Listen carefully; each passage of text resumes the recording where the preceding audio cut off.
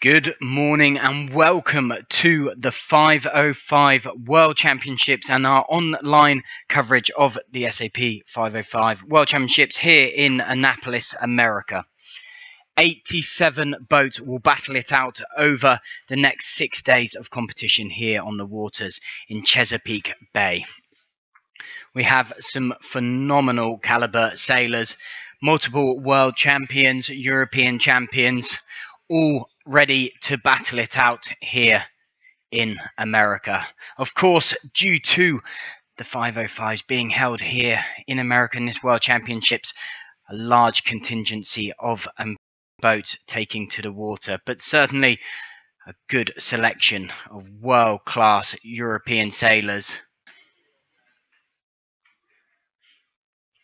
So we have the team all set up. We are fired in on Brian Richer and Ashley Love over the far side.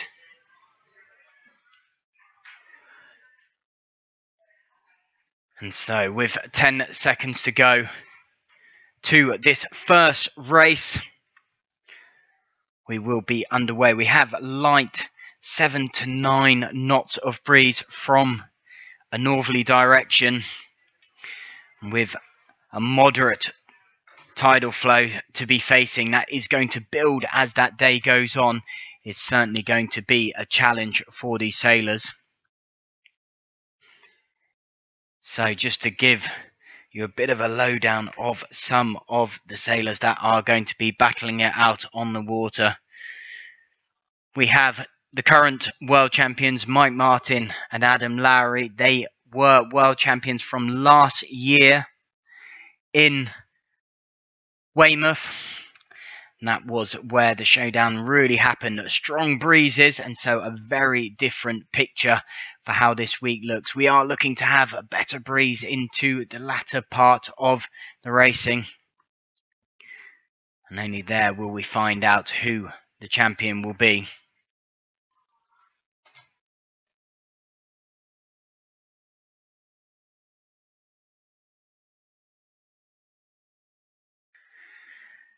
So, some other runners and riders. Howie Hamlin and Andy Zinn. 4 times Howie's been second at the World. So, always been the bridesmaid, but never the bride. Could this year, 2017, be the year that he stands at the top of that podium and on home waters? But there are plenty other runners and riders ready to try and take that crown from him, and certainly one to keep an eye on as well is Mike Holt and Carl Smith. A formidable pairing, world champions in 2015, second last year. And also Holt was a winner in 2014, so he is seen as one of the most successful 505 sailors. He also took a trip down under earlier this year to the Australian National Championship, where he was the only international boat there and finished up second, but with a different crew pairing. So how that will mould and be together, he is back with Carl Smith, ready to take on this World Championship.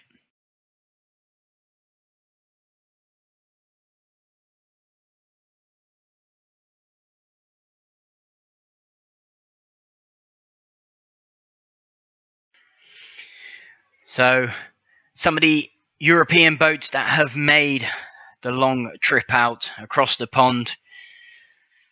Previous world champion in 2008, Ian Pinnell, teaming up with David Shelton for the British P&B boat.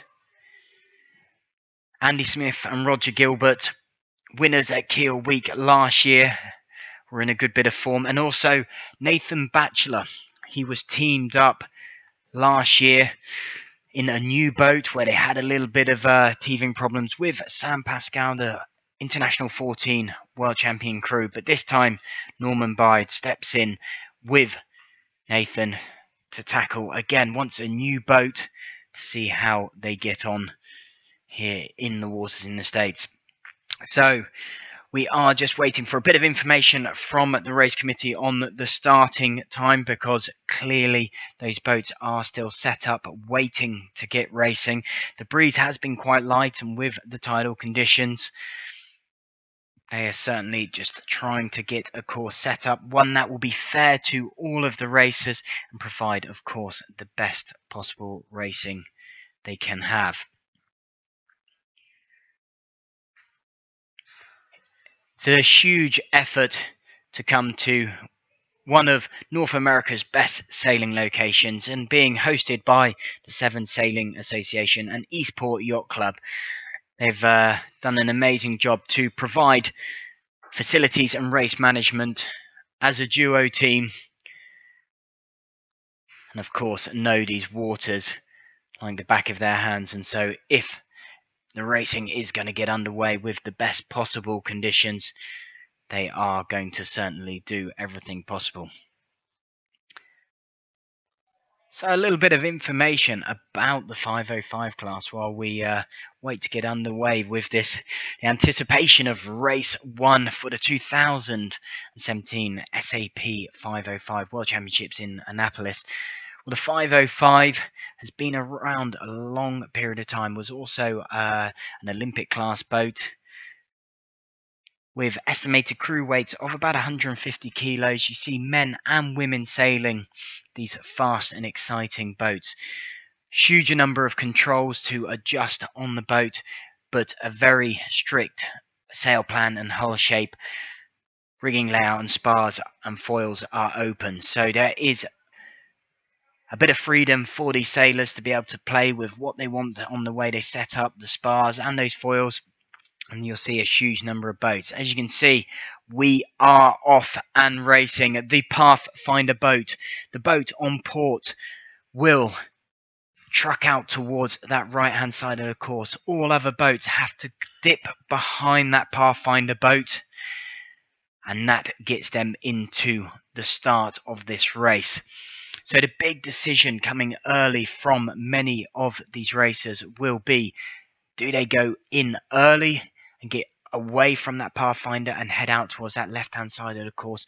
Do they sit somewhere in the middle of the course to give themselves the opportunities to be able to tack back out and follow the wind shifts?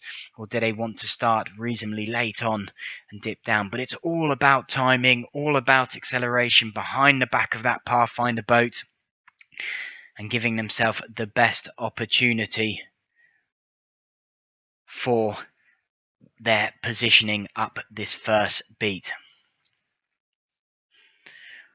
With the wind now just starting to increase a little bit, we are seeing more consistently 9.5 knots of breeze.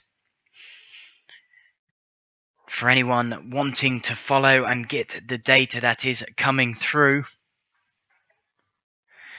we have sapsailing.com. You can head over to the website, click on, of course, the SAP 505 World Championships link, and it will take you to numerous pages with tabs on the racing, previous racing, but also be able to see all the latest analytics that are going on the water. So some of those lead boats off from that left-hand side. We have Drew Butner. He was early off from that start boat. And we can see him clear out in front at the moment, but getting out towards that left-hand side. Long race courses for the 505s. Big courses, so plenty of opportunity to make mistakes and slip back, but an early call. And so far, a successful one. With that breeze now starting to creep up, 10.5 knots, you can see in that bottom right-hand corner, with most of the fleet now getting underway. That Pathfinder still going. The trickles of these final boats count on that right-hand side.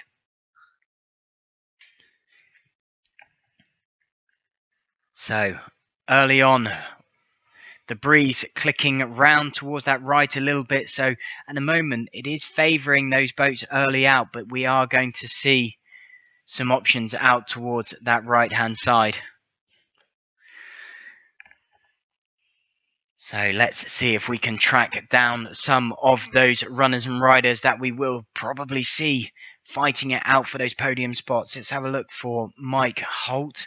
Let's see if we can track him down, and Carl Smith. Mike Holt and Carl Smith, they are down in this 87 boat fleet. And again, an early call and getting out alongside brothers, the German brothers out there alongside Tim Bogner as well, with Mike Holt, Carl Schmidt out favouring that left-hand side. So there is some current running. It is low tide, and it is going to really start to impact. Sorry, the tide at the moment, is high tide, and it's going to really start to flood, and we're going to get stronger tides as the days go on. So we can see that potentially as something that's going to be taken into account by these sailors. But of course, wide open race course, and so there might not be any respite from that tide, and so actually it could not be a factor on that race course. They may be just taking it as a given strategy as part of it, and certainly being wary of those tidal influences at those turning marks. So here we have from the leaderboard at the moment, Drew Butner and Mark Zagol. They were the ones headed out early and hold that early lead. But Mike Holt, Carl Schmidt tucked in, not far behind them. And also another key name. There we go. Mike Martin, Adam Lowry tucked back in 10th. And Howie Hamlin and Adam and Zinn up in 6th. So 3 of the main names to keep eyes on, certainly from the stateside. And again, dominant. Know this water. Many of them sailed there before in multiple championships and regattas, and if they're favouring this left-hand side, they've all got to have known there's something there. So long upwind legs, so it's all about the right boat setup, adjusting the rig, making sure the speed is on, the power is on into that rig.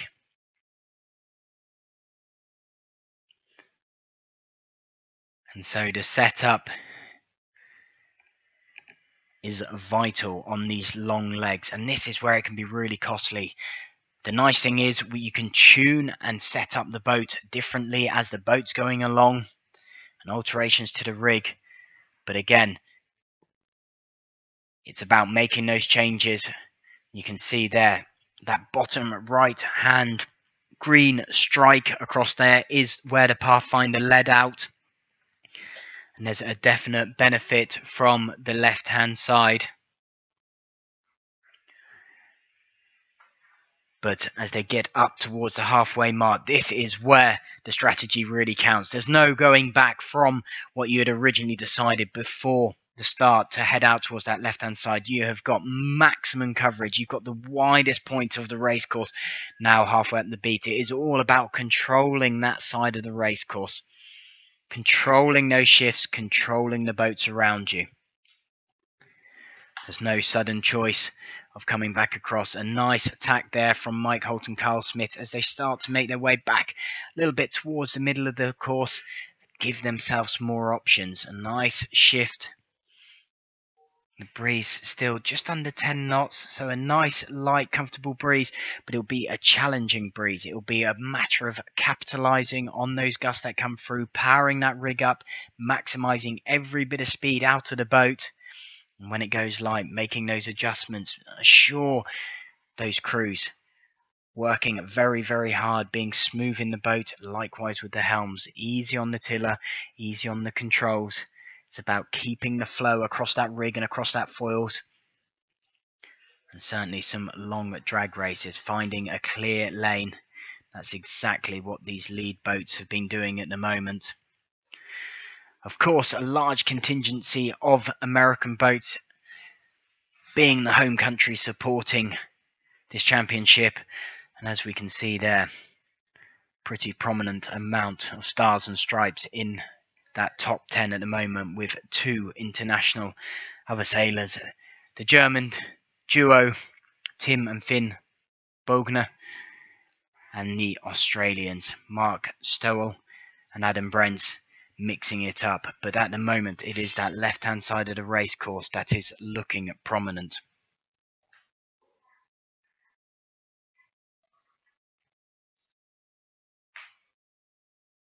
So as we approach the top end and the top third of this race course, this is where the strategies start to change. This is where tactics start to become a stronger opportunity. Where do you want to position yourself with regard to those other boats? Of course, this is race 1.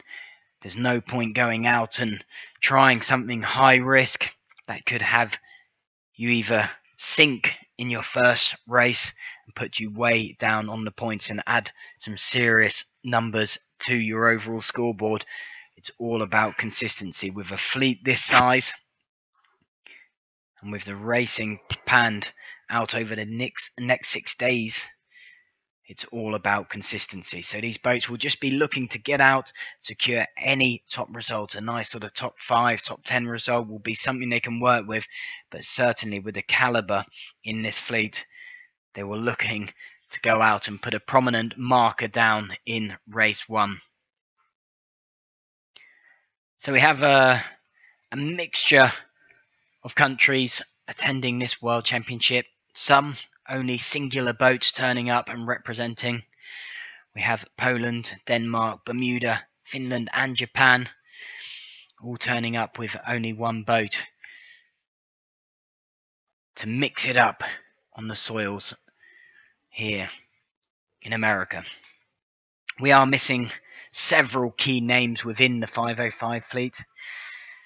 The German 5 times world champion Wolfgang Hunger. He is not here with us at this World Championship, and also the Danish Jorgen and Jakob Bosenmoller, European champions, and also finishing second in the 2012 and 2010 World Championships. So those are two teams we are missing. But my word, does that not mean we have a full depth of highly caliber sailors out here?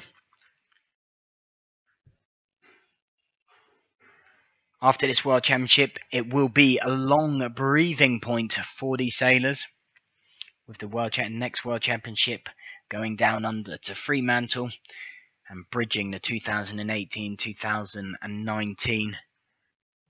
So right at the back end of that year. And so whoever will be crowned here, 2017, will hold on to that title for nearly a year and a half before they will have to defend it once more in the Australian waters. So there we see Mike Holt, Carl Smith sailing a comfortable course. But again, the names also I mentioned before that race got started.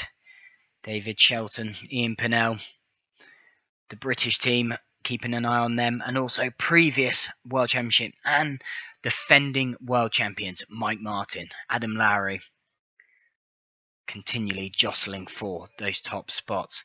So many of the big names you would expect to see at that top.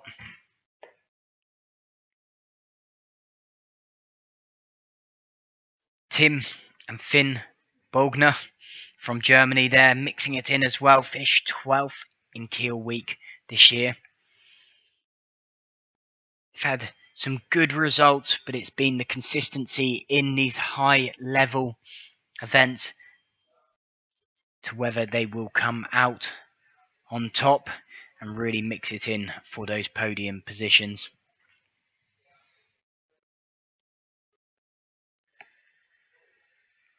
So as you can see, long legs, and something that the 505 pride themselves on these long race courses. They're more endurance races. Rather than seeing what we see in the Olympics and multiple other sort of dinghy racing, where the races are down to 45 minutes, if not shorter, quick, fast, snappy results.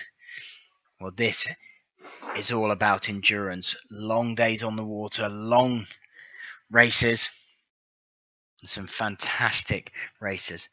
But balance that with a superb social calendar. These guys are all about racing, but they are all about enjoying exactly why they're here. They're all about making sure racing is fun, sailing is fun. We do this because of the passion that they love racing. And so far, a great start.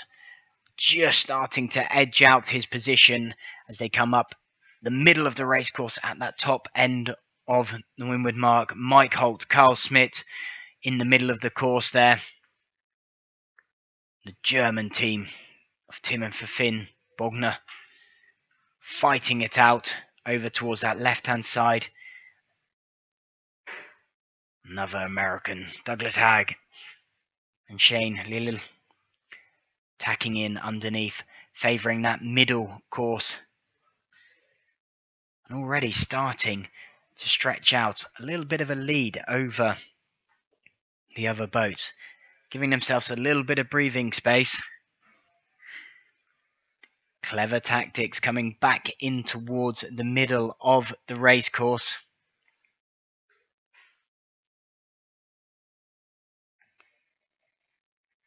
So this top end of the course, this is where it's all about positioning, getting that shift as it comes into that top mark, getting that lift, being able to accelerate yourself forward, trying to give yourself that breathing space. They are going to bear away around this top mark, hoist those kites and head straight downwind on a sausage course. So a run downwind. You're going to see multiple different techniques, from whether there is going to be enough breeze out there, a few little waves for them to pump on, or whether it's going to be trying to keep smoothness and just keep that boat at maximum speed. So Mike Holt, Carl Smith. So Mike Holt, the 2015 world champ and second last year. Looking to be crowned title in 2017, but with plenty more racing to go, and this being the first race. But they are putting down a strong marker. There we see Howie Hamlin and Andy Zinn attacking in up by this ley line, not letting them any chance for breathing space. Round go Mike Holt and Carl Smith at the top end. They will little bit of a dog leg across the top to that spreader mark, put in to enable them to branch away from those other boats making their way upwind, to minimize the amount of incidents that can happen at that top mark, and also just to spread the fleet out that little bit. And look at the contingency of Stars and Stripes, the top 6 boats as they go round. So for Mike Holt and Carl Smith, a nice position to now defend. Howie Hamlin breathing down his neck. Another formidable sailor. Multiple second places in this class. And so certainly will not want to be letting him reel out any kind of lead. The German team doing a superb job mixing it in with those Stars and Stripes. In 4th position. So you can see the fleet all starting to spread across that top mark. And again, the same strategy as favoured for that upwind leg. Getting over towards that left-hand side as we looked upwind. Obviously spin it the other way around now and looking at that right-hand side as they truck downwind, but using that same side of the course. Tidal flow, obviously not too much of a problem. It's going to affect all boats across that. So as we pan out and look at the race course from up above, you can see how spread out the fleet is already. And it shows how talented these top sailors are about making these boats go fast in what are challenging conditions on the water. Current breeze down to 7.5 knots. So very light, all about maximizing every single opportunity of power. With the breeze and the way the course is set up, we are seeing favoritism, optimized routes of that right-hand side of the course, according to our stats. Not a huge amount in it though. And certainly it's allowing them to spread their legs on leg 3 of 11.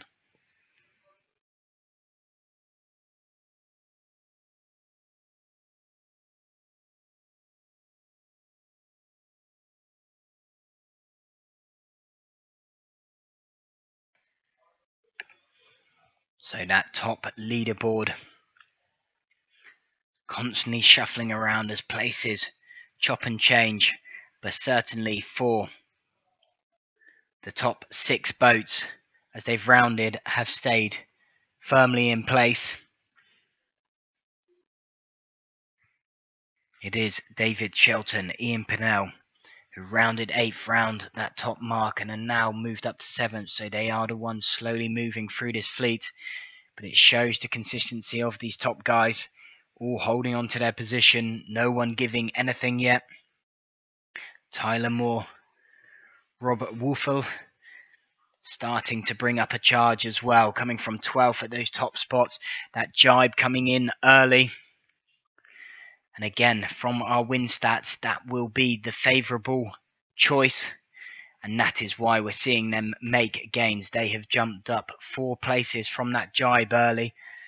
So that is the green streamlet on our right-hand side. Tyler Moore, Robert Wolfel. A good decision to jibe out, follow that breeze down. With that breeze starting to increase a little bit again, it will all be about driving this boat as fast as possible downwind.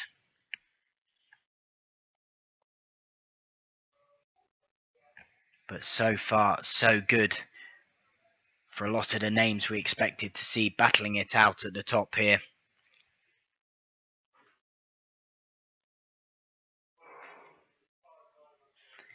With the previous World Championship in Weymouth, sailed out of the Weymouth Portland National Sailing Academy, where the Olympics were sailed in London 2012, were given a full mixed bag of conditions. Certainly the stronger breeze was thrown in there, and we are looking at the forecast due to potentially have a good solid breeze for the final few days of racing, which is going to test all of these sailors to the max.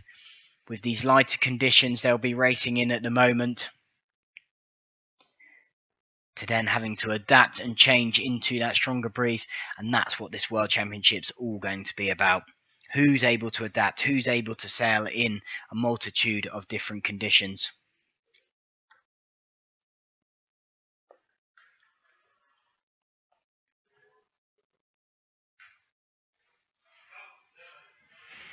So those guys making that charge through, Tyler Moore and Rob Wolfel. Tyler was 4th at the World Championships last year. They were 5th together at the North Americans 2017. And of course, the crew, Robert, jumping in and sailing with Mike Holt and claiming 2nd at the Australian Championship. So quite happy to rotate around boats, getting a feel of the way they move around the boat, what the other competitors are doing.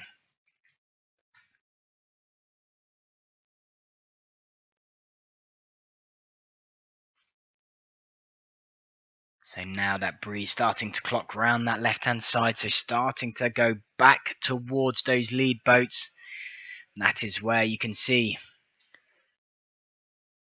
Tyler Moore and the other boats. Tyler Moore is the one in the middle of the screen with the green streamlet coming back towards the group of boats. That arrowhead of the fleet as they come down to the gate mark. So the gate mark, a little bit of bias towards that left-hand gate.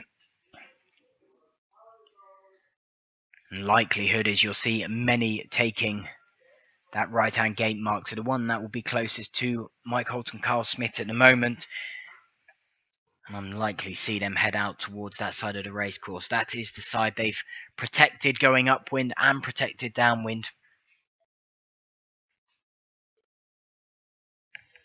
This is exactly how they would like race 1 to pan out. But this is leg 3 of 8, so an awful amount of racing still to go for these guys.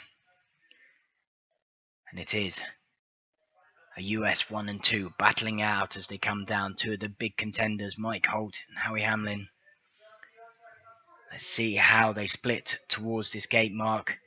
The breeze still favouring at that left-hand side, providing a good few boat lengths of benefit there. Still just the breeze, just sitting over 7 knots. As they come down to the gate, we will see Mike Holt and Carl Smith heading round that near side mark. But there, Howie Hamlin creating that split, creating that drive, wanting to take that opposite side of the race course. By doing that, suddenly applies pressure to that lead boat of Holt and Smith. Do they tack and go with them? There is that tack. So they have taken the bias part of the gate and now attacking to go back to provide a shadow cover across Howie Hamlin and Andy Zinn. For these lead boats, this is the trickiest part of the race course, going back through that exhaust off the sails, that dirty air as the fleet emerge down on this gate. So the first few boats around and the other 80 plus boats now converging down on the gate mark. All of that dirty air, the chop from the boats, disturbed water around that gate as they narrow and funnel through the gate marks, creates a real opportunity for overtaking, of course, at that gate, but also an opportunity for those boats to fight their way through and put themselves in those commanding positions. So we can see the lead 2 boats heading out towards the right hand side, along with defending champion Mike Martin and Adam Lowry. Those boats converging down on the gate mark.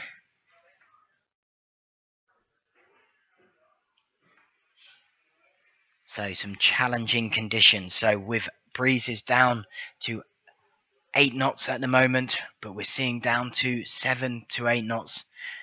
It's all going to be about speed, and certainly as they start to sail through these fleets again, that breeze is going to be even less. We're going to be looking at 5 or 6 knots making their way through that dirty air.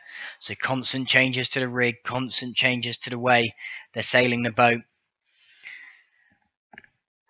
Gains made by the German team and also defending champions Mike Martin and Adam Lowry, slowly creeping their way up the leaderboard. Constant place changes again with those first and second, with Howie Hamlin and that gate choice and getting out towards that right hand side, putting him in to lead position. Leg 4 of 11 here, race 1 of the SAP 505 World Championships in Annapolis. Light winds plagued the pre-worlds and again have been challenging for the sailors in these first few days, but racing is underway. That breeze now giving an optimum course of exactly where those lead 2 boats are going. For all of the information about the World Championships, then you can head over to the sapsailing.com website, click on the 505 World Championships, and of course follow it through to track the racing and exactly using the analytics we're looking from. That will give you everything from speeds, distances, number of maneuvers, and it's a lot of what the racers will go back, review their races, where the crux of the race was, where did they give away opportunities, what did they do well at.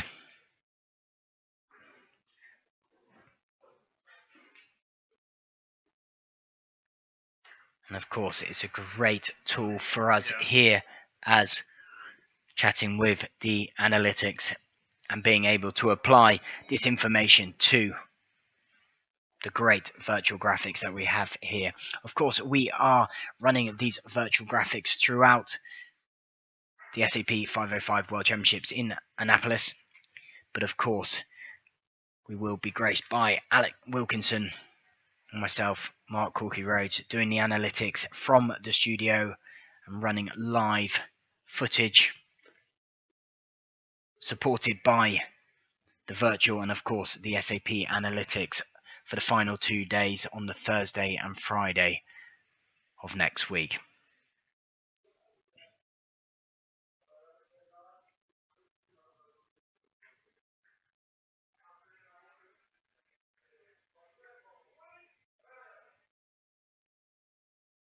So if you'd like to know more of the World Championships, just of where they are set up, the venue, the support, the sponsors, this fabulous town that is set up to take on this World Championships, head to 505worlds2017.sapsailing.com.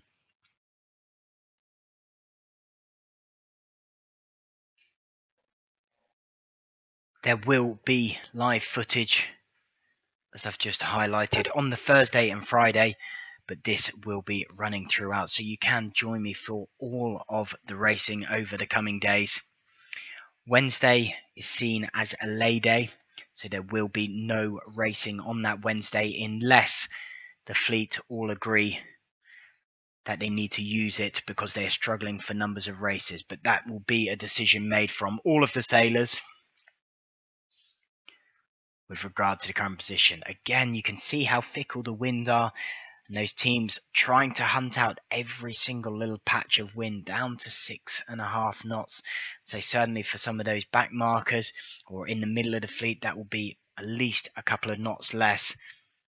So it's hunting for those clear lanes, looking for that clear breeze to generate as much power in the rig while staying in sync with the shifts.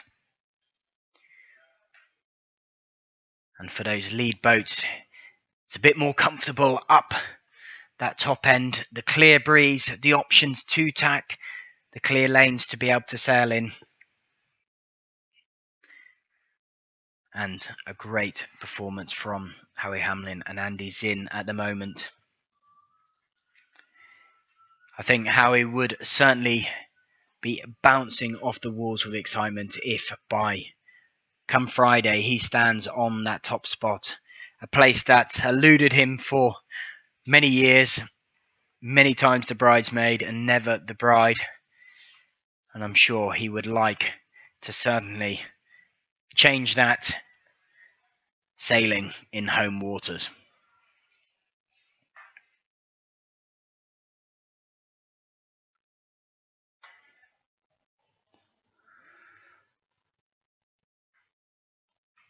So with the North Americans Championships that happened a few months back, it was a great opportunity for many American sailors to find their form, adjust, get tweaked up, ready for this World Championship, see how they were looking against their rival competitors. Of course, there wasn't many international sailors taking on that regatta, so it only gave them a benchmark against fellow sailors.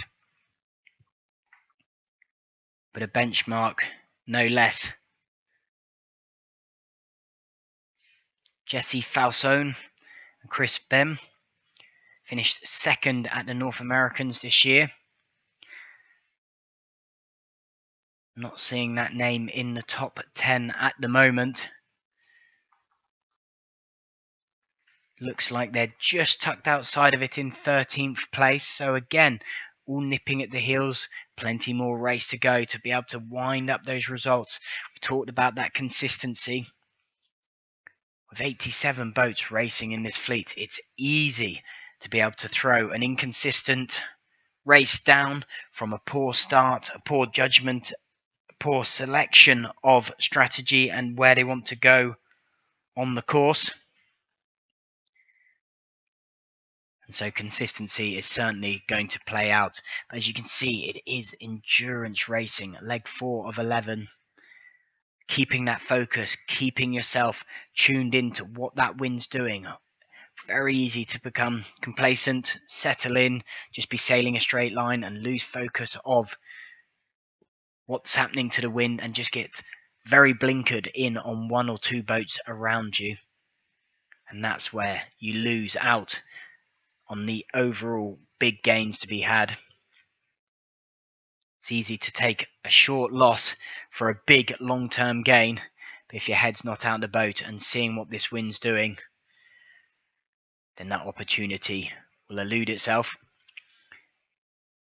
Many of the Arrowhead, I say Arrowhead, so is the lead pack, as we look at those boats come up towards the top mark again, favouring this left-hand side of the course. We have 6.5 knots of breeze, and certainly from our analytics and the wind data from those trackers on board the marks. It is the favoured side of the racecourse to be sailing. Of course, no surprise there to see these lead boats out there. Mike Holt, Carl Smith, similar program as they did on that last upwind leg, getting in towards the centre of the course as they come up towards this final third of the upwind leg. What it does is it provides the opportunity. If that wind starts to swing back towards the right, they have got options to take that back. When many of their other rivals, you can see, pitched up further out towards the left-hand side. So they have got greater opportunity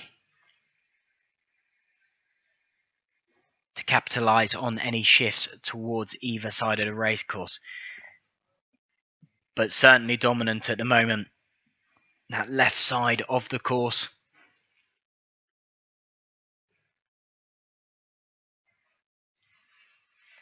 So high tide for the sailors now. And as that tide starts to ebb out, it'll be a relatively strong current. And that will be dragging them quicker downwind. But a harder battle upwind.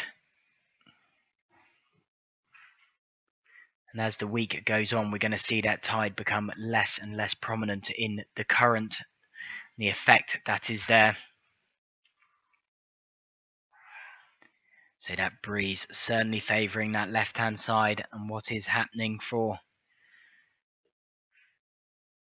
many of those sailors attacking that left-hand side. But look at the extension that Mike Holt and Carl Smith's had by just sailing up this little section of the mid-course.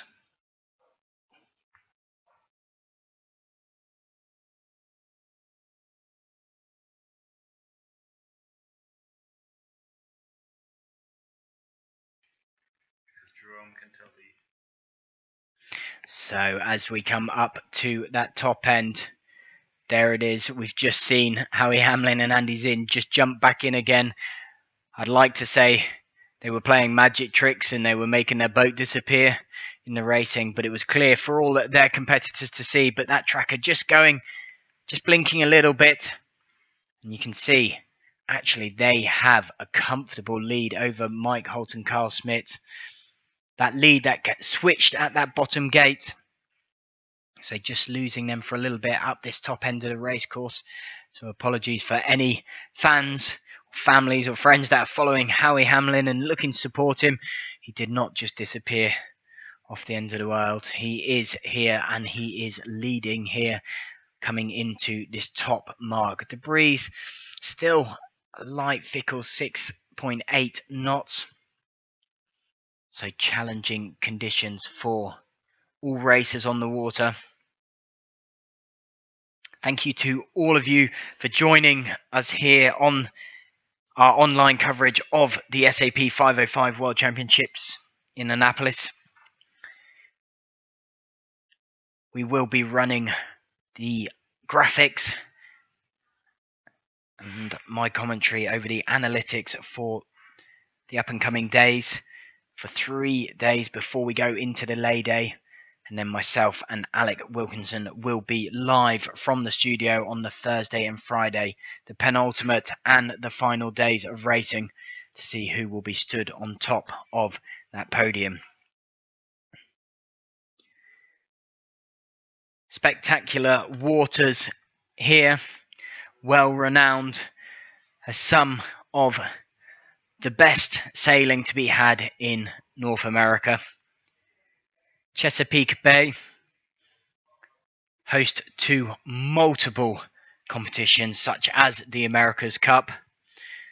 So prestigious waters, and great to have the 505s being hosted here and being done a superb job from the Severn Sailing Association and Eastport Yacht Club, who have joined forces to host that, both through facilities and race management.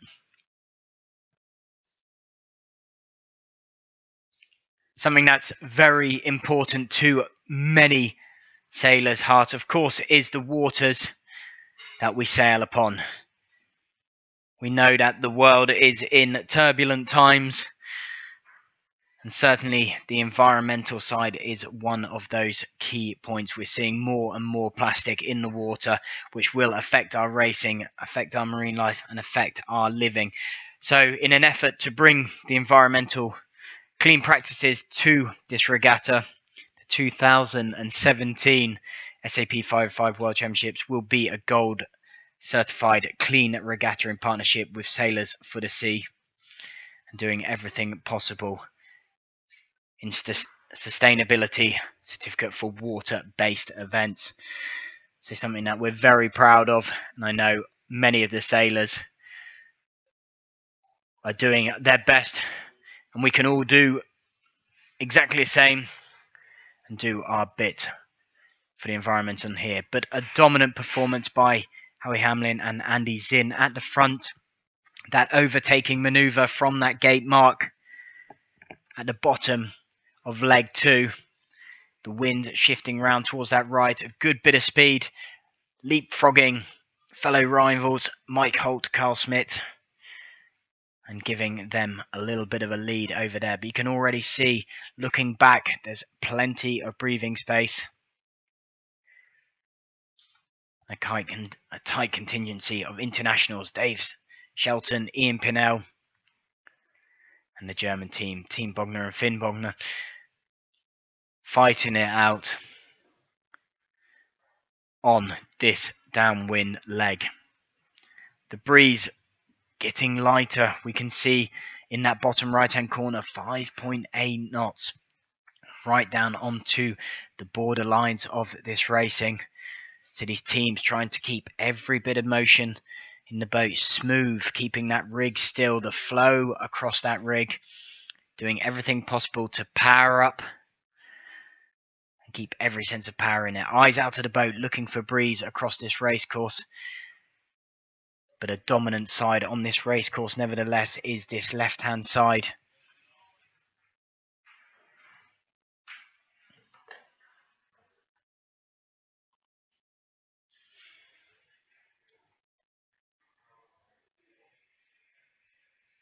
So you can see that wind just creeping up, but only by 0.2 of a knot.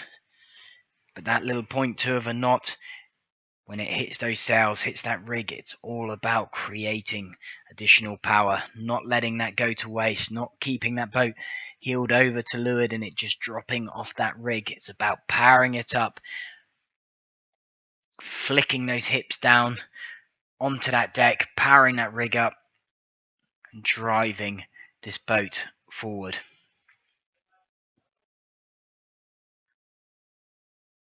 So we can now scroll down and see the French team, Philippe Boit and Florent Corbel in 15th position. The only French boat here, French champions, and second in Kielwoche 2017. So they're all lurking in the mixed.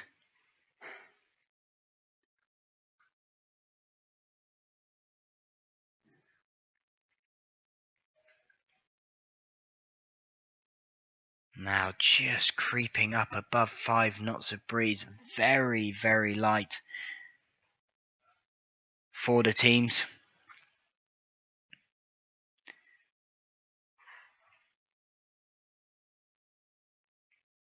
It's going to all come down to these final sections of this race with this breeze holding on.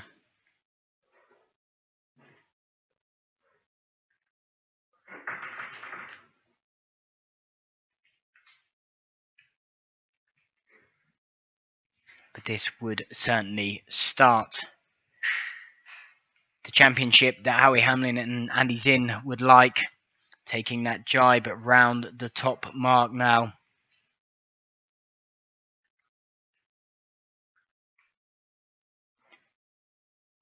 This will see them guide down towards the gate mark. Breeze very light again. Dealing with their home waters, keeping an eye on where the rivals are going, but with the breeze firmly in position over towards this left-hand side of the racecourse, the dominant side of this racecourse. It's becoming an easier thing to detect and defend. We can see Howie Hamlin just extending out a little bit of a lead over Mike Holt and Carl Schmidt, and then plenty of breathing space back to Kevin Taunter, Reeve Dunn, Tyler Moore, Rob Wolfel battling it out for third and fourth. But look at those stars and stripes packing in the top 6 boats. And there we have it, 72-meter lead for Hamlin and Zinn. We are seeing that creep away a little bit further. So Mike Holt, Carl Schmidt, looking for that little bit more breeze, looking for them to close that gap. We are starting to see that breeze trickle back up again, but still slow along these top legs on these reaches. Very much drag races for these boats in these light breeze, but certainly opportunity for these boats to attack each other, and that's exactly what we're seeing here from Moore and Wolfel against Taunter and Dunn. A good attacking move, sailing high, forcing them, but you can see the angle that the lead 2 boats are sailing a lot lower. Rum line down to the gate mark, so any extra height, they may accelerate, they may gain a little bit of speed at that point, but then they're going to have to soak low. Very challenging conditions.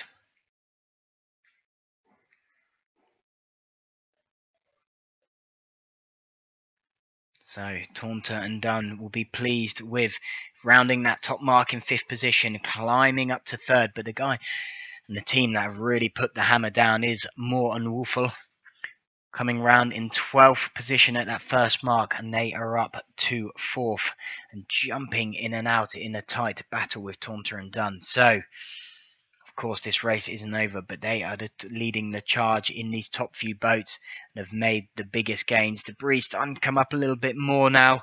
Nothing too exciting for these sailors, but they've got to utilise every little bit. And there we are. That breeze now coming in, and look at the extension away from Hamlin and Zinn. The tracker just jumps up and catches back up, and so it sits still around the 70-meter gap, but that is a comfortable enough gap to defend.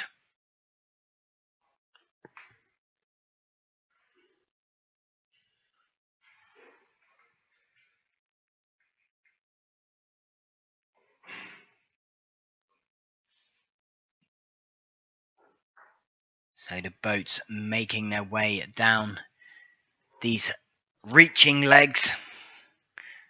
Normally we see these superb 505s flying down these legs at full speed, plenty of power, crew out on that wire. But in this light stuff, it's all about that crew being up, keeping an eye on that spinnaker, keeping it flying, allowing that pump and acceleration when they can get it. The helm, keeping an eye on, out, feeding that information about the wind coming over that shoulder of the crew. Any little gust, they can just accelerate, power up that boat. They'll be looking to do so. But otherwise, it will be a relatively simple affair for many of these boats running a drag race down to these bottom marks.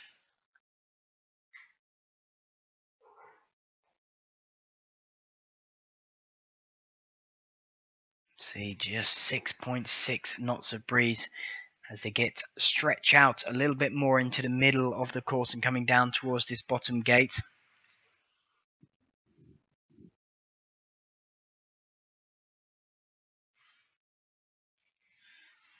So strategies being applied here, where the racecourse is set up, situated on the mouth of the Severn River in Chesapeake Bay. Some tidal influence, but it will be fairly stable across the racecourse.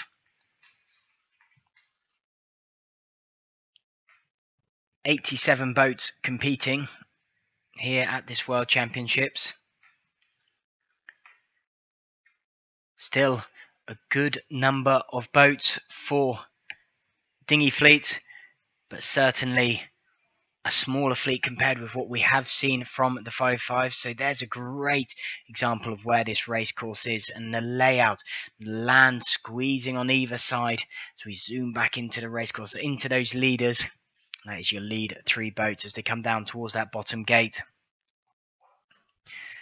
So the World Championships scattered across the globe over the last number of years, with the biggest World Championships in 2012 in La Rochelle, France, with 198 boats.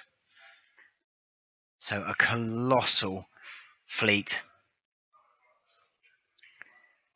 But certainly over the last decade, it has been 5 dominant countries that have taken the top spots in these World Championships. Of course, the USA, one of them, and leading out here in race 1, the SAP World Championships 2017.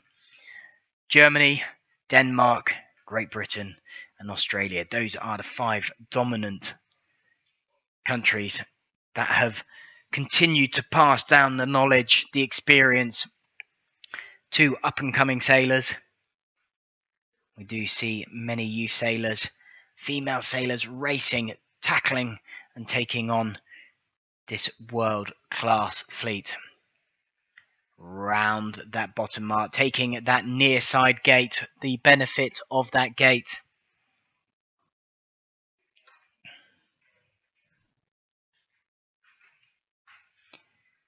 And likelihood there, we see a split come in. Mike Holt, Carl Smith taking that right-hand mark, but already to counteract that, ensure that they're in a shadowing position. Howie Hamlin, Andy Zinn, tacking not far up from that mark, taking the benefit of the bias at that gate and putting themselves in a controlling, dominant position. So rather than gambling, as we talk in coaching, is making that claim, taking that win, banking it, putting themselves in a strong position as 3rd and 4th creep down. You can see the breathing space between these front 2 boats. They're just getting a little bit of a run away from the rest of the fleet, but certainly do not rule out 3rd and 4th boats here. They have been the ones making the drive through the fleet. This breeze over towards that right-hand phase.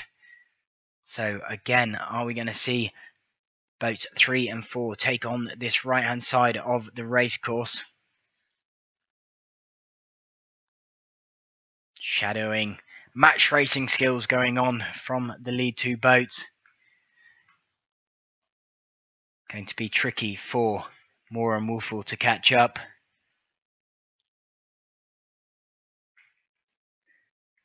We are just...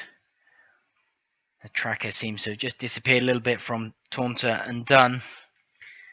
So once that catches back up, it will be thrown into place.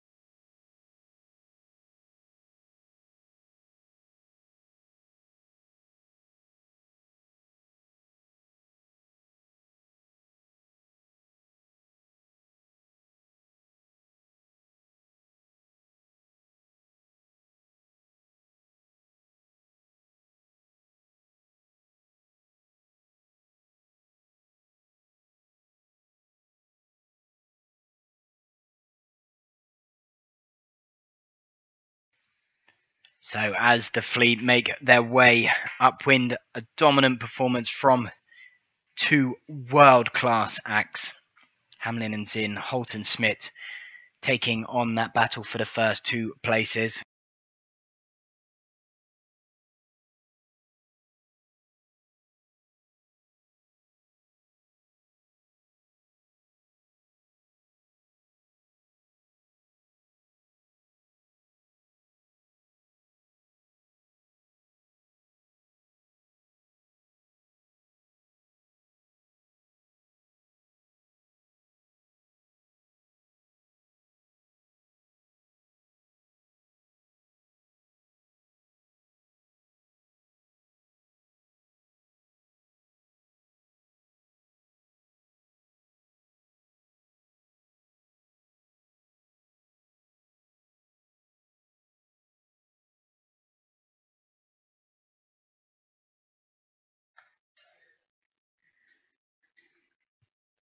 So there is a perfect opportunity to see this breeze is starting to filter back in across this race course. Every single knot we are wishing these boats further forward and wanting more. A solid position for those front two runners. No one is going to take away the accolades of previous world champions, but the person leading, never a world champion, always second, and looking to change that. Hamlin and Zinn priming themselves as best as they possibly can to take race 1 here in 2017 SAP 505 World Championships. So for everyone joining us or just joining us, we will be running the virtual overlay and the 3D graphics and the analytics for the next 3 days. Wednesday will be a lay day unless chosen by the sailors, that they will use that for racing if they are struggling for racing, but otherwise that remains as a lay day.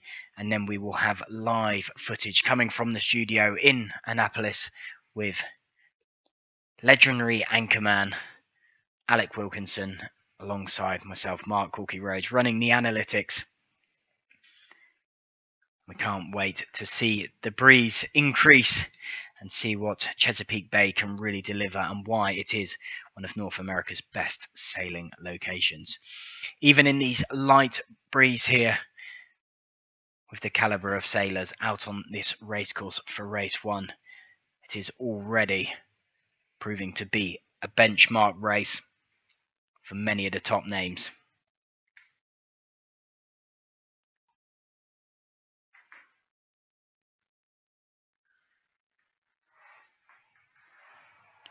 So what a great shot that we just saw panned out there. See if we can zoom back out onto that racecourse and have a look at the actual landscape and geography of where this racing is happening. So about a 45-mile stretch across Chesapeake Bay shows that strong tidal influence that flows in and out, up and down from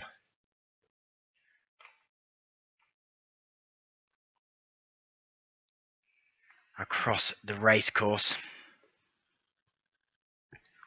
So there, as we pan back out, so exactly where we are at, you can see where we're based out onto the States. So just close to Washington, a narrow, and it looks narrow racecourse, but that's a good sort of 4 to 5 miles gap across there. So plenty of space for these racing dinghies to use. But the breeze filtering in from a northerly sort of direction, so running down from right to left as we look at it now, funning down and channeling its way through that land mass on either side. As soon as that breeze comes from an easterly or a westerly direction, then suddenly we get much shiftier conditions, fairly rare for this location. We see a lot of either southerly breezes or northerly breezes as they filter down, and that breeze gets accelerated down between the land masses. But certainly with this large high pressure system over the top of the race course and very much a lot of Maryland, we are seeing these lighter conditions, but that's slowly moving away over the coming days. We will be greeted with some stronger breezes. Many of these sailors revel in the stronger breeze, and with hopefully the footage we'll be able to bring you on the Thursday and Friday from the studio. But stay with us, don't fear.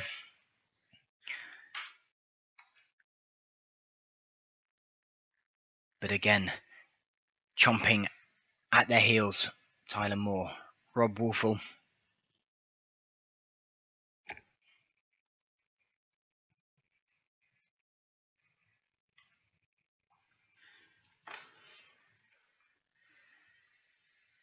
So that Union Jack trying to separate that mass of stars and stripe. That's nearly a whitewash of the top 10. It shows what a dominant fleet the Americans have in the 505. Of course, on home waters, of course, large numbers and a greater contingency of American sailors, but all up here mixing in the top 10 just shows how comfortable they are on home waters, shows how much they feed information to each other. They're very good at providing the latest rig setups, tips, and all about trying to generate a greater contingency and overall level of sailors. Of course, I'm sure there will be a few golden nuggets held on to by each team that will not be passed on. So, again, for people just joining, do not fear. Howie Hamlin is firmly mixed in between and at the front of this fleet with Holton Smith. But we're just having some issues with the data being fed back from his tracker. So a small fleet with regard to what has been given in previous years, but still 87 boats is a phenomenal number of boats. And there we see tracker just starting to catch back up, and of course Hamlin and Zinn out in front. So if you see that being a little bit temperamental, do not fear. It will catch back up and throw them back into that mix. Now starting to see another British boat, Andy Smith and Roger Gilbert, making their way now, tickling into the top 10. We're back in 23rd position for our Mark III and have really put their hammer down and are up into 9th now. So it shows the depth of these sailors and where these places are chopping and changing around on this light, fickle breeze. So with 5 knots of breeze for many dinghy racing to get underway and many sailing events will require a minimum of 5 knots. You can see just 1.4 knot more than the minimum, and this is fighting it out at the top. But a stellar performance from the lead boat, Hamlin and Zinn, along with Holton Smith, led from the start, coming off early from that gate boat, getting out towards that left-hand side. And now leading around this race course. We will not see anything radical from those boats in chopping position. If we follow them across all of the legs, they have been in 1st and 2nd position all the way through. But it is Moore and Wolfell that have made the charge as well. They have driven around that first mark in 12th position and are now mixing it up in those podium spots.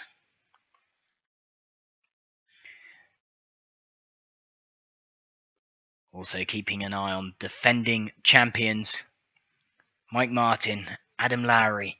Again, a breezier World Championship in Weymouth last year. We saw them take the title. Are they going to be able to defend it here again on the beautiful waters of Annapolis?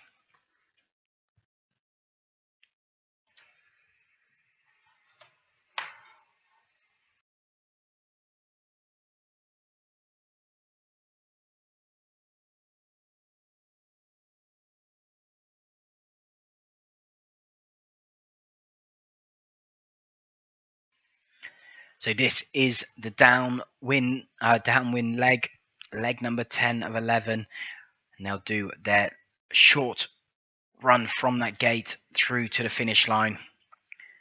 And certainly we're not going to see many surprises with the current breeze. The shift pattern seems to have settled down. The sailors in charge with that breeze flicking from left to right. They're getting into that oscillation, that pattern, but it's generally been fairly stable and a dominant side on that left-hand side. So whoever could get across towards that left-hand side, defend it both up and downwind, has tended to sit in a comfortable position. Boat speeds, of course, very similar across the whole course. We're not going to see anything that is going to break any speed barriers, of course, at the moment, due to these light winds. Even with these boats going downwind, these lead boats slipping along quite nicely at just under 6 knots of boat speed, and with not much more in the breeze, that certainly means they're doing similar to the breeze states. Big, powerful spinnakers on board these 505s. Many teams playing with the spinnaker size.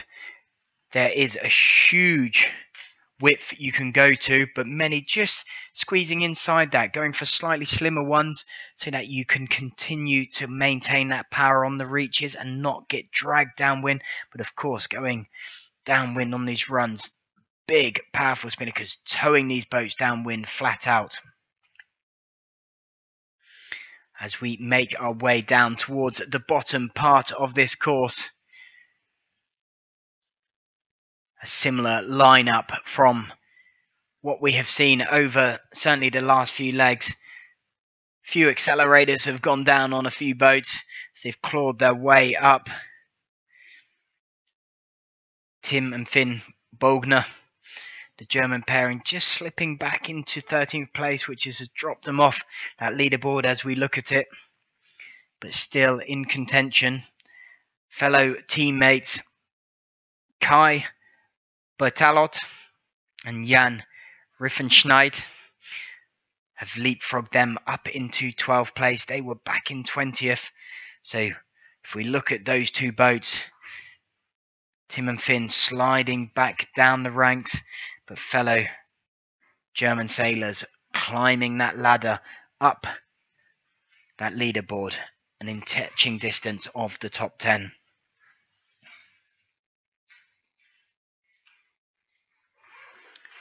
So some great performances here being laid out in these light conditions in race 1. 2 races planned for this day 1. Many of these sailors out at the pre-worlds over the last couple of days, out training for a few days running into this regatta. Light winds has certainly proved challenging for many of these sailors. Some not being able to hit on the water. Certainly some speed records being broken by towing the boats back in. And I know many competitive racers will still want to be first ones back to the shore, first ones packed away, and all enjoying that much needed pasta and a refreshing beer.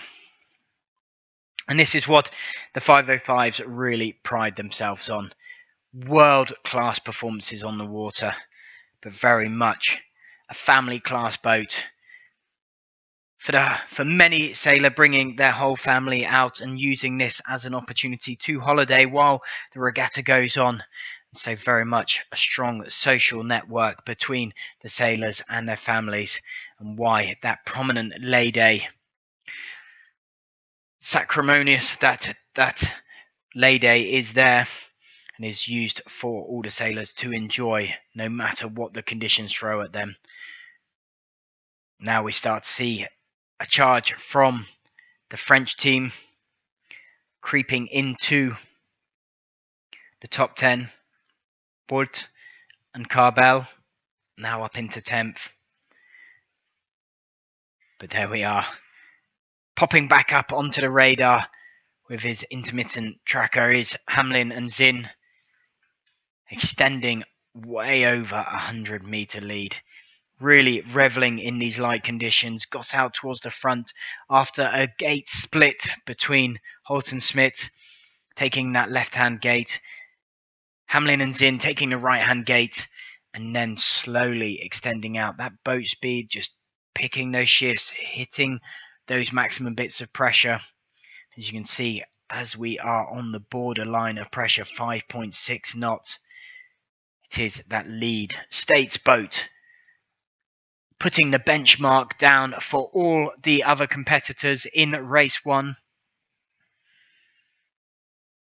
Applying the pressure to all other competitors. Something that they will all be looking to close that gap on. But a nice starter and what we all wish for as we start our World Championships. So for those following us online, I hope you are enjoying the commentary and the 3D graphics. We will be going live in the final couple of days, so the penultimate day and the final day of racing.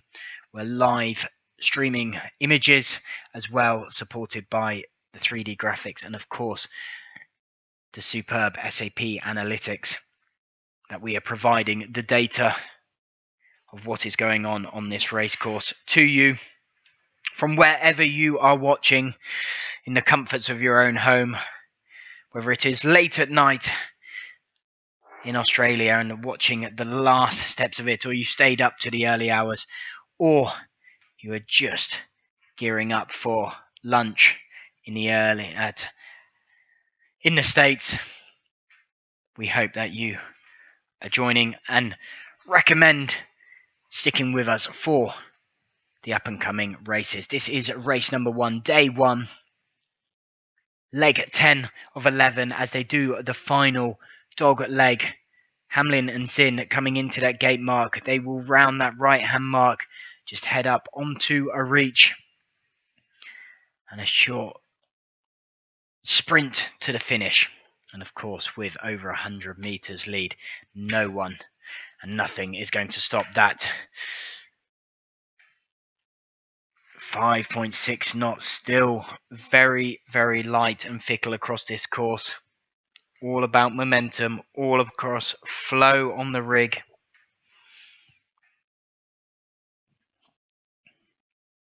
And quite the performance from Hamlin and Zinn. Of course, many more races to go. And the caliber of the sailors they know they are head-to-head against. They'll no way be complacent, but will feel relieved, a sigh of relief as they cross that line and take that first place. And a fantastic confidence booster. So here they come, crossing the line, race win goes to the United States. Howie Hamlin, Andy Zinn throw down the marker to everybody else in this 87 boat fleet with a fine win of over 100 meter lead, and certainly in these light conditions that is a stonking lead, and one that I'm sure boats will be wondering what they could have done, what do they need to change on their rigs to be able to access that sort of speed. But consistent as ever, Holt and Smith, previous world champions in 2015, second in 2016, Holt winner in 2014, so certainly will be happy with a second place, but consistency is going to be key in this regatta. What a performance from the boat in third. Tyler Moore, Rob Wolfel, 12th at that first mark, clawing their way through the fleet, up into 8th, up into 4th, through those final legs, into these final couple of legs, up into 3rd. They will be stoked with that. And also someone else that will have been pleased on that final gain on that last leg. It seems to have turned out. It's a bit of a shocker for the other states team. Kevin Taunter and Rhys Dunn sliding back to 5th, with the British boat, David Shelton, Ian Pennell jumping up into 4th place and crossing the line as we speak. So Kevin Taunter, Rhys Dunn, a little bit gutted by that slip up, but nevertheless happy with a solid, consistent 5th place. Douglas Hagen, Shane Illage taking 6th. Stuart Park, Ryan Cox in 7th. So some tight battles with the United States fleet. Defending champions Mike Martin, Adam Lowry crossing the line and taking 8th spot. And then, of course, look at the drop back towards Edward Conrad's Brian Haynes. Another strong American team, finishing 3rd at the North Americans this year. And rounding out that top 10 position, fellow Brit sailor Andy Smith, Roger Gilbert, winners at Kiel Week in 2016. Looking to certainly bring the form. They do like the strong breeze.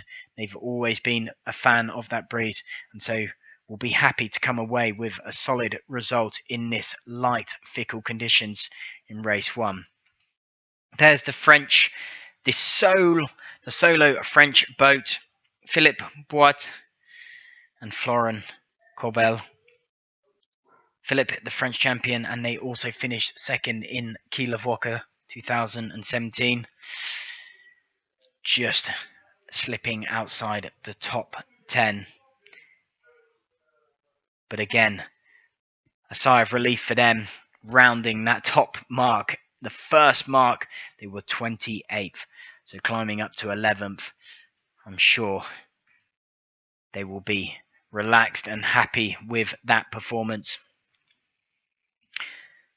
So as the rest of the fleet come down towards that finish line, many of them still rounding that top windward mark, we'll just leave you to watch these few boats come through. For more details, head to sapsailing.com. Click on, of course, the SAP 505 World Championships here in Annapolis, and you'll be able to see race 1 live. Of course, once it is finished, and we will go straight into race 2.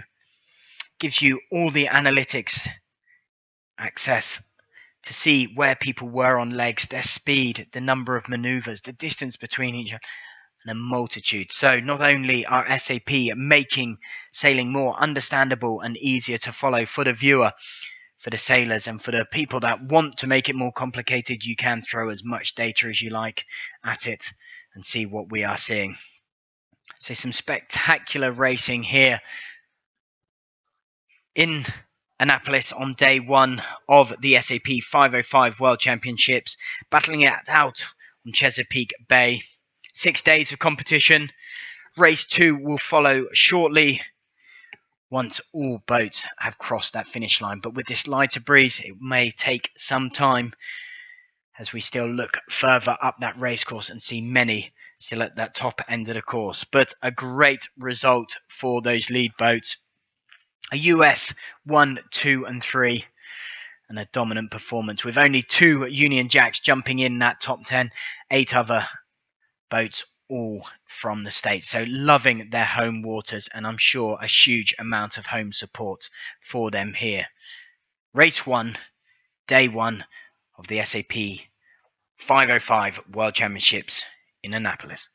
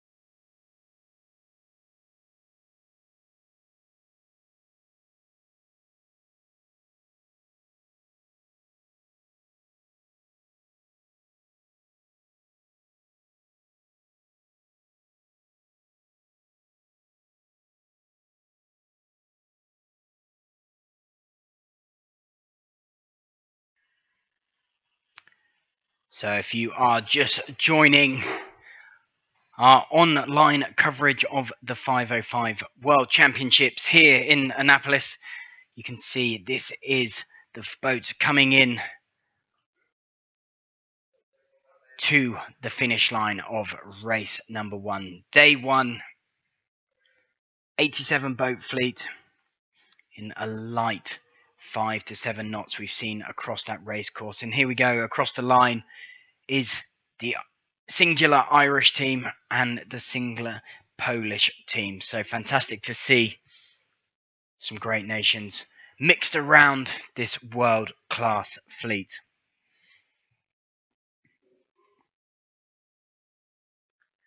We will roll straight into the second race of today.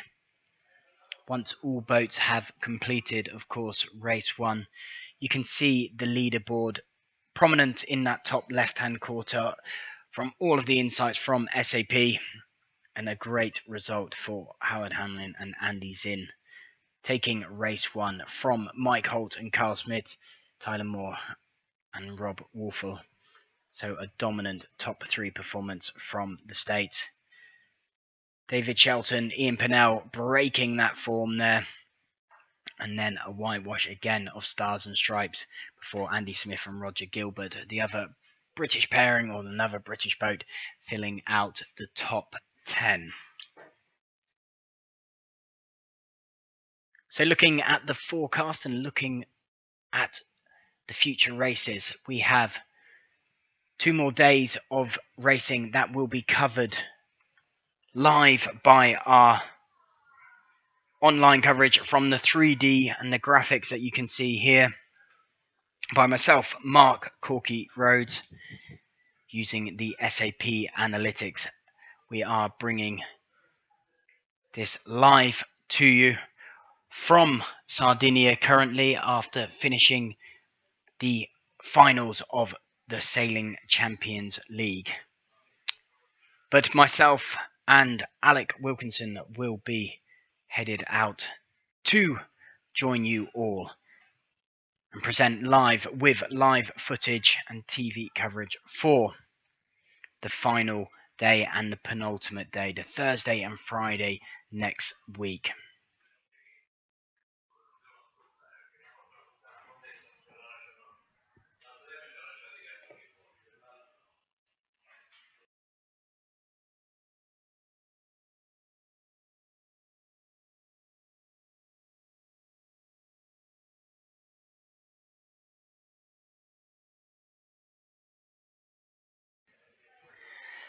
So if you have any questions or any comments, please feel free to pop them in the comments box underneath the video.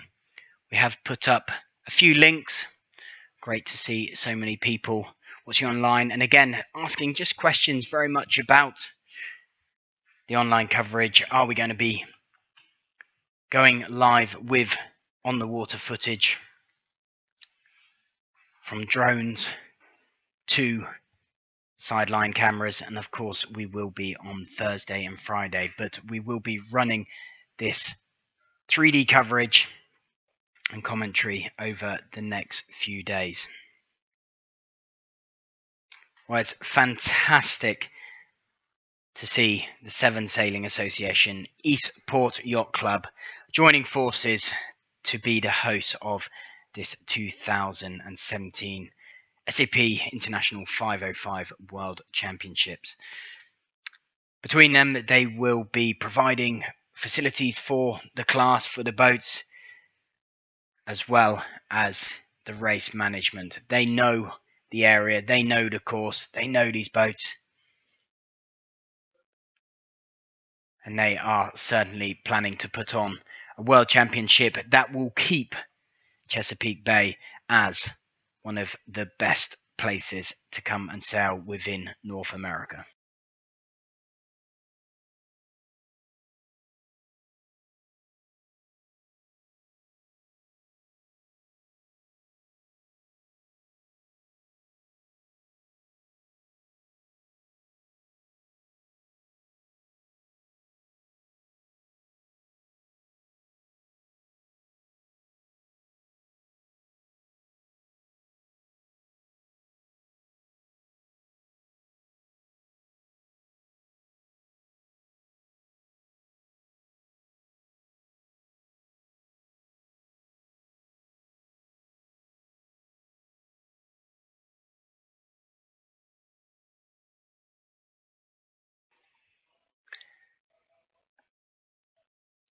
So all of our analytics and the data, the past races, plus all of the events that SAP cover with their analytics, you can access through sapsailing.com.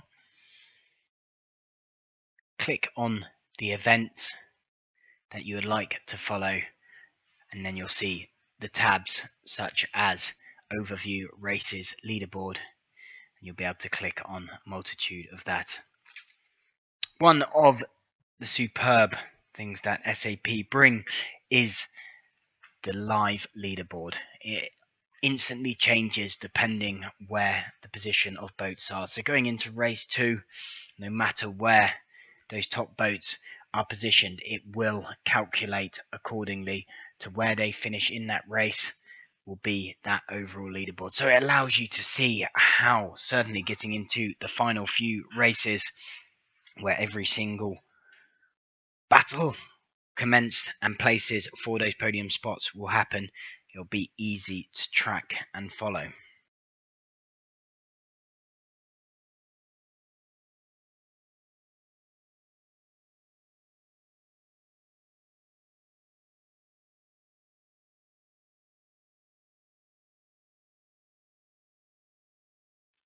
If you'd like to know more just about the event,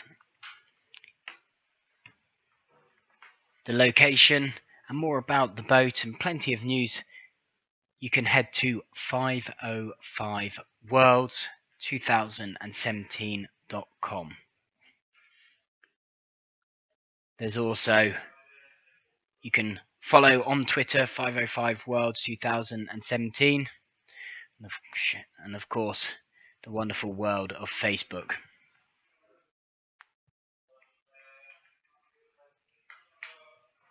If you'd like to know more about the boat, a superb boat, an old Olympic class boat, one that continues to see many sailors still sail, return to, and many new boats continually being built. And we see some of those new boats being raced by a couple of the British teams, certainly the P&B team, David Shelton and Ian Pennell running one of their new boats, and of course the P&B sail setup.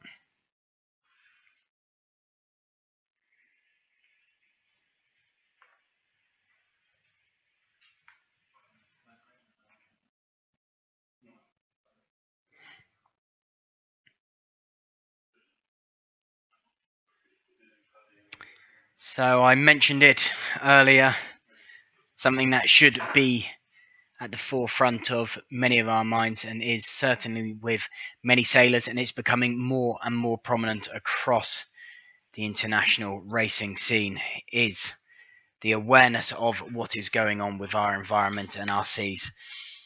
More and more plastic within the seas, of course, big impacts to our health with that, how much we can enjoy our beautiful world wherever we are. The seas connect us, and so it's our duty to do everything possible as sailors to enjoy those waters for years to come, and of course have the best racing. And so in an effort to bring environmentally cleaner practices to the 505 regatta,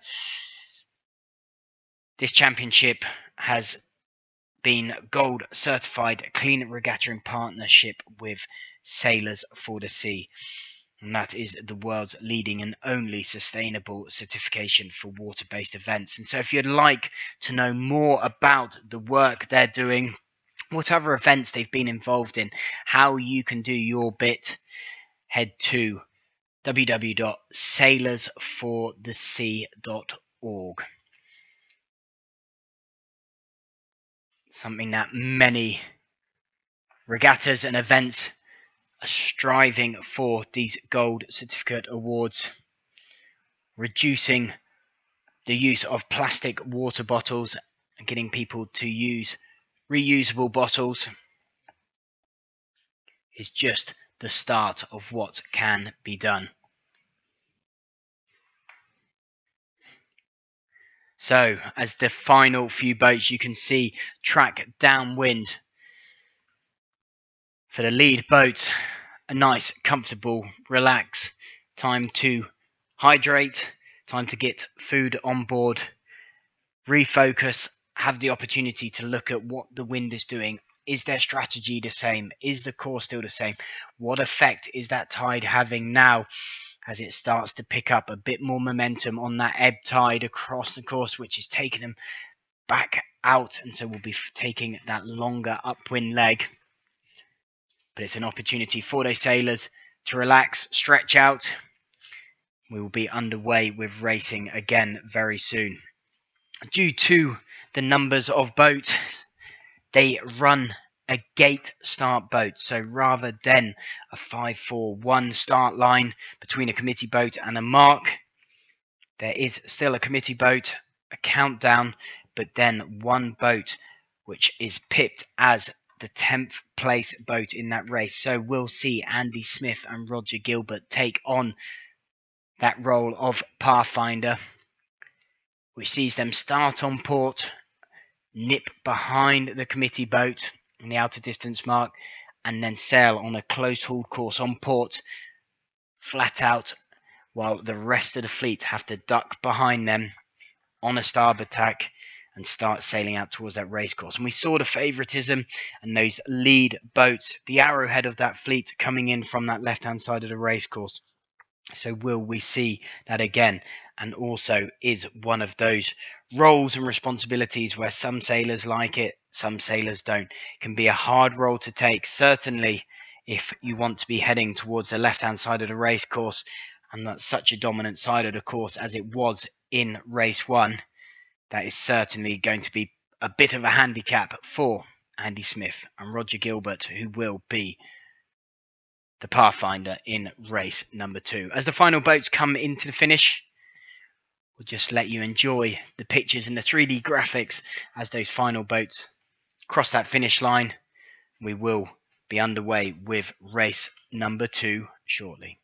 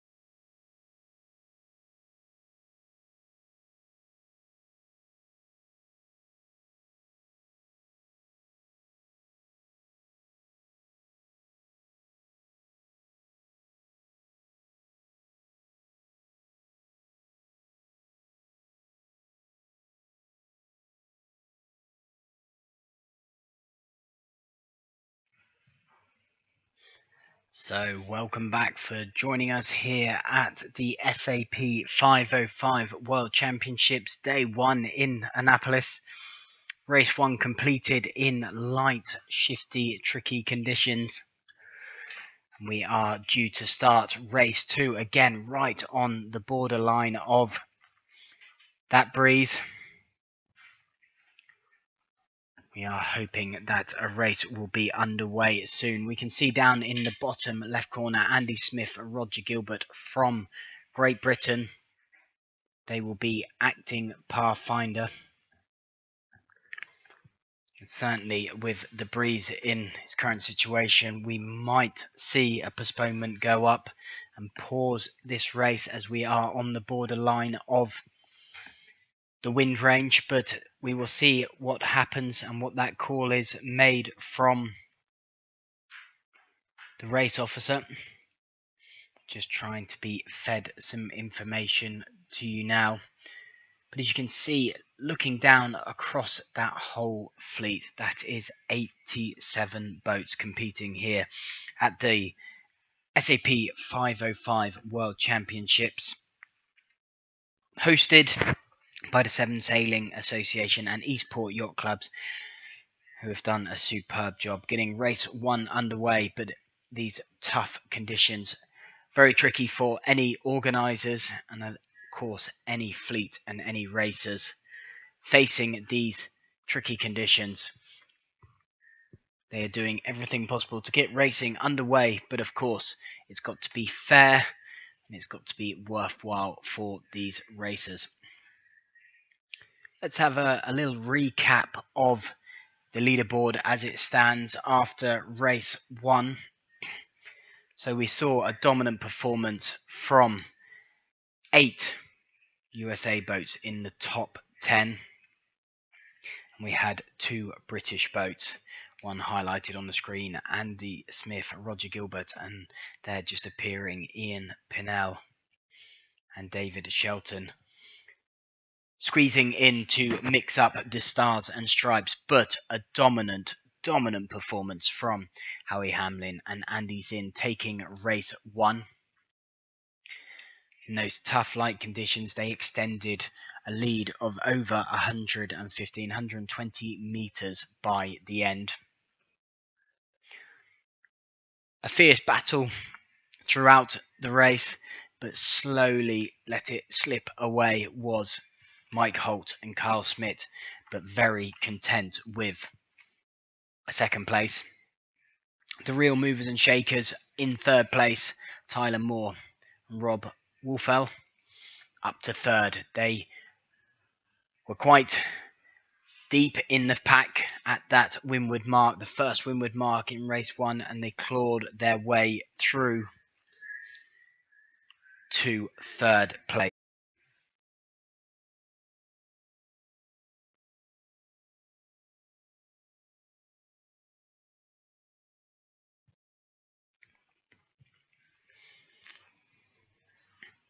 So we will be underway with racing very shortly. A light breeze blowing from a northerly direction.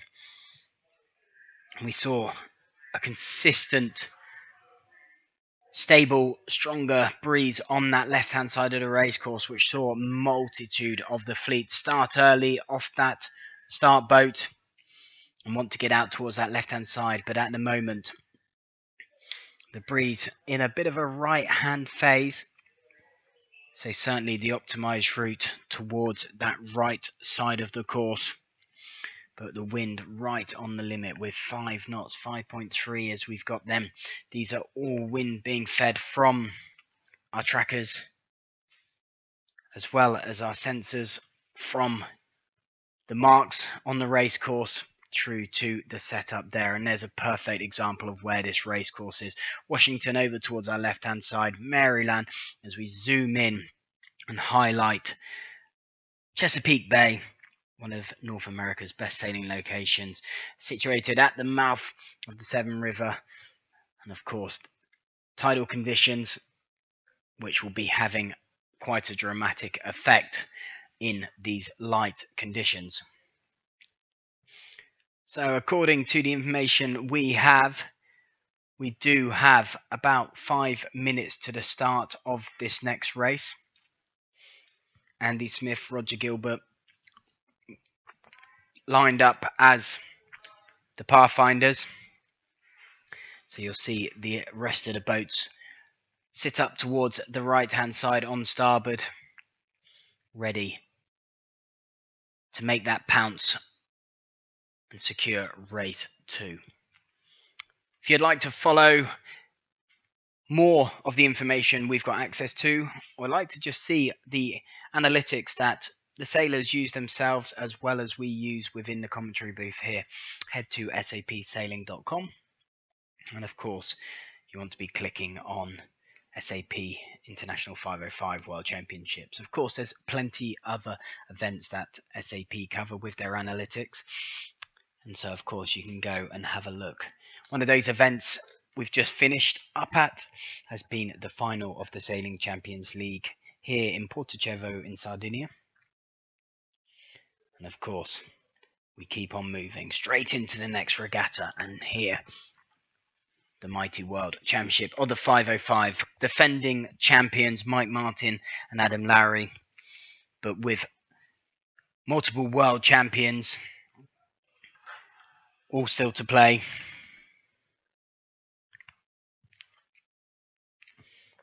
We could see anyone be crowned champion on Friday at the end of 6 competitive days of racing.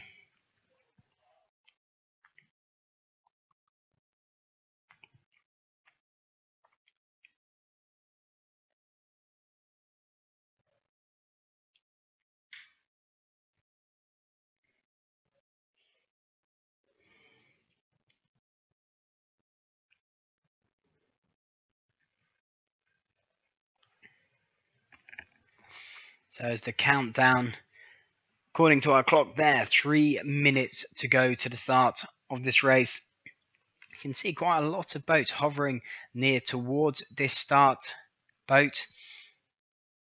Quite a few boats sitting a long way back from this line, and certainly in these light conditions, the tide as well could struggle to get back, and that's exactly what we saw in the start of that first race.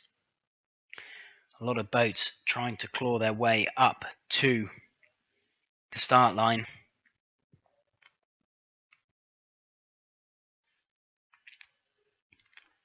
Two minutes, 20 seconds.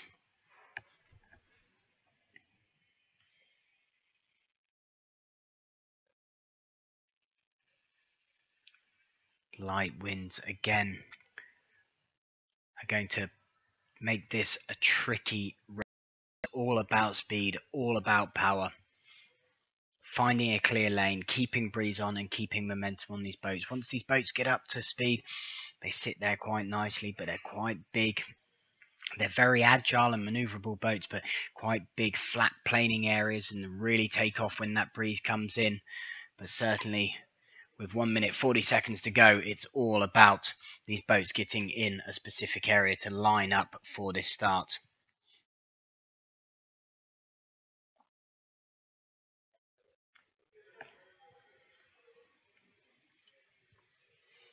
So there we see highlighted Andy Smith, Roger Gilbert. Those are going to be your Pathfinder boat.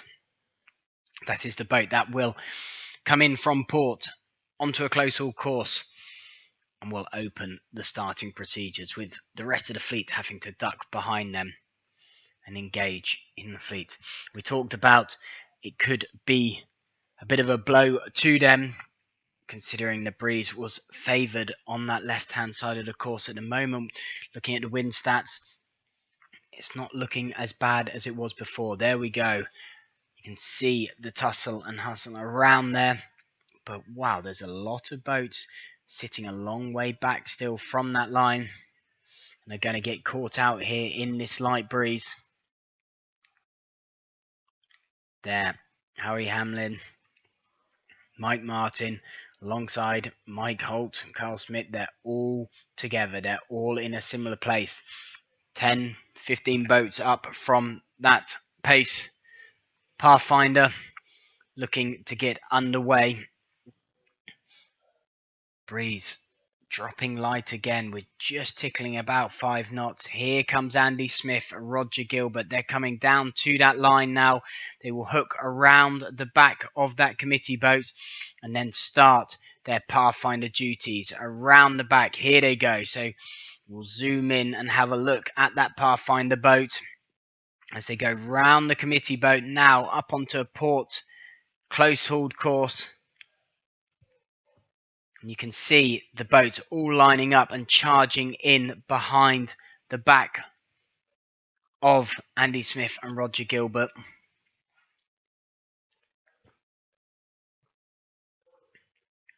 .8 knots, so gone very light at the start of this race. Just coming down now, that's where we see Mike Holt, Mike Martin, Howie Hamlin. Those are the guys all positioning themselves up, wanting to get out again towards that left-hand side, letting a few boats skip away from that Pathfinder, not getting themselves bundled down. Look at the congestion around by that committee boat. A lot of people missing out on that start boat. Hugely costly on a large fleet start like this. And there we see, highlighted, just flashed up, Mike Martin down in the bottom right hand corner.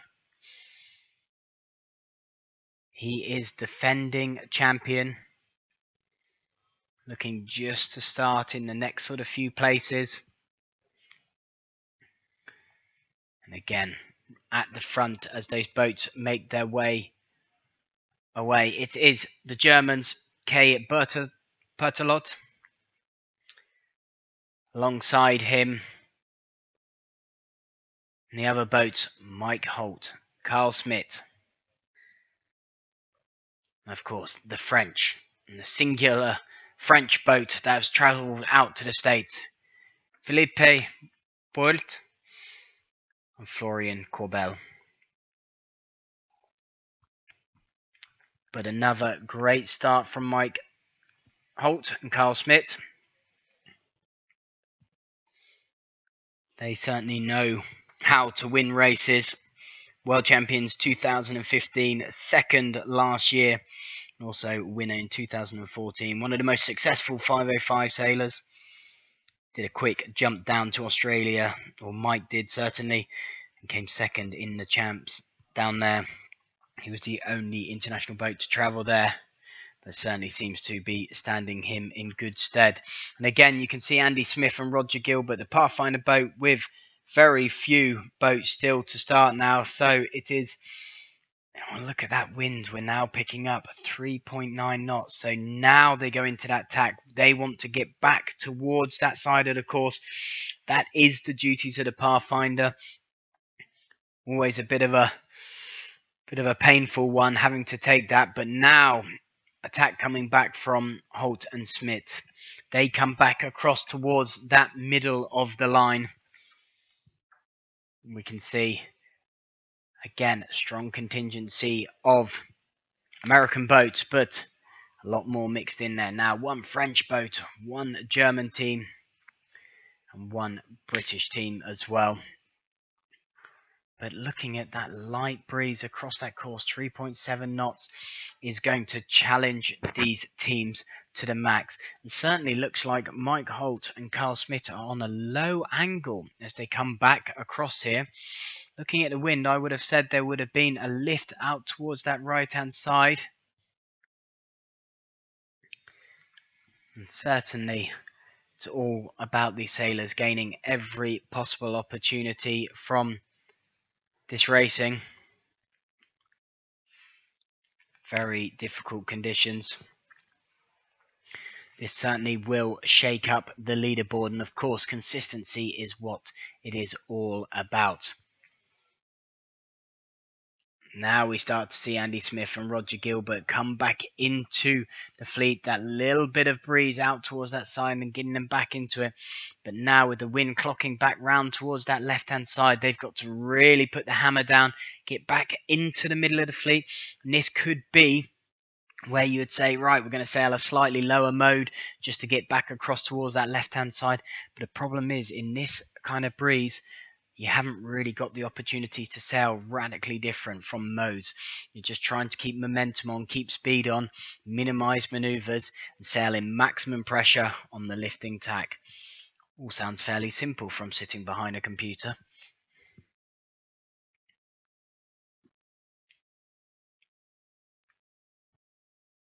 So now, what looks like a big header coming in from the bulk of the fleet as they head out towards that left-hand side. The breeze looking really fickle and flat out on this side.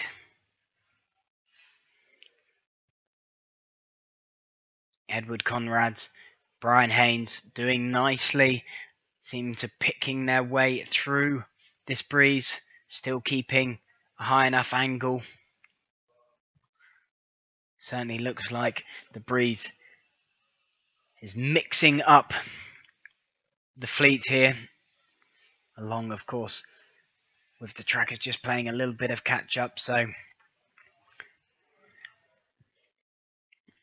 this breeze dropping too light.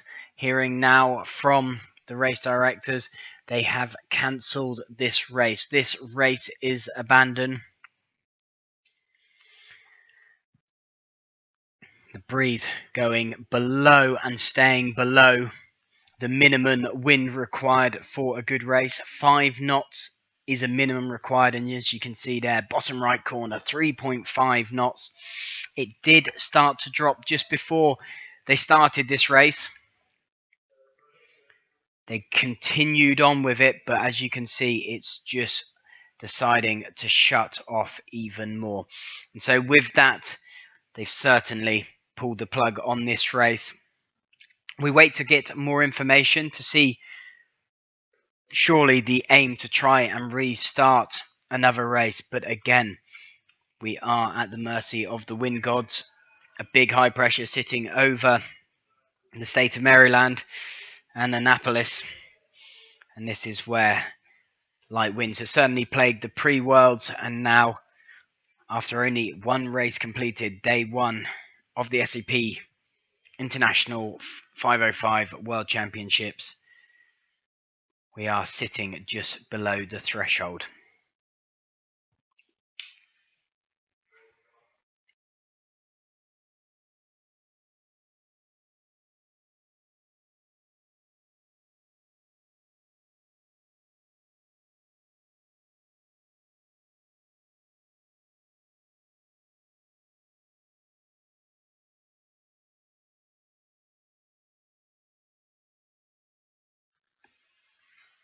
Of course, hello to all of our viewers.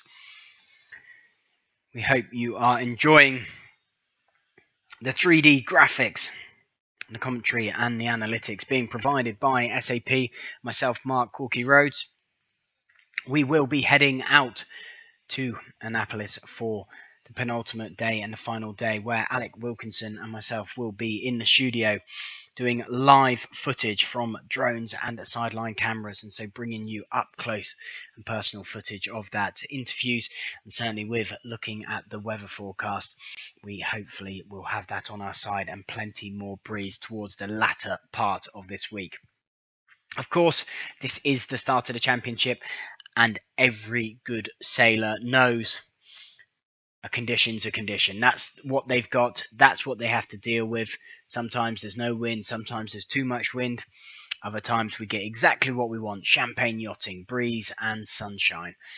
But at the moment, one race completed, which is great to put that line in the sand. But now just struggling with that breeze down at 3.5 knots, and we've still seen it dropping a little bit lower than that. The race committee certainly will not be starting anything soon until that breeze comes up and stabilizes for some period. The 87 boat fleet out on Chesapeake Bay, all being looked after, of course, by the Severn Sailing Association and Eastport Yacht Club, who have done a fantastic job And a lot of the sailors are bouncing off the walls with the support, the hospitality shown, of course, from the mighty United States, and also the quality of race management. And that's exactly what it is, quality race management. There's no way you could continue a fair race in that. They're certainly doing their best to get the racing underway. But of course, when we play a sport that is weather dependent and the breeze dropping down to only 4 knots, there is little we can do with that. So on that previous race, it was Howie Hamlin taking the early lead and securing a first bullet. Second, a tight battle was of course another formidable name, Holt and Smith, who led with a dominant performance over the rest of the fleet. So we pan out, you can see where the fleet is quite a distance off from that shoreline, looking to maximise the actual breeze that is out in the bay. And fingers crossed we will see this breeze come back. Again, if you'd like to know more about the event, of course you can head to 505worlds2017.com. It'll give you all the information about the venue, the city, news, how to keep up to date, and of course, obviously if you're listening to myself, you are up to date with the online tracking and how to follow it.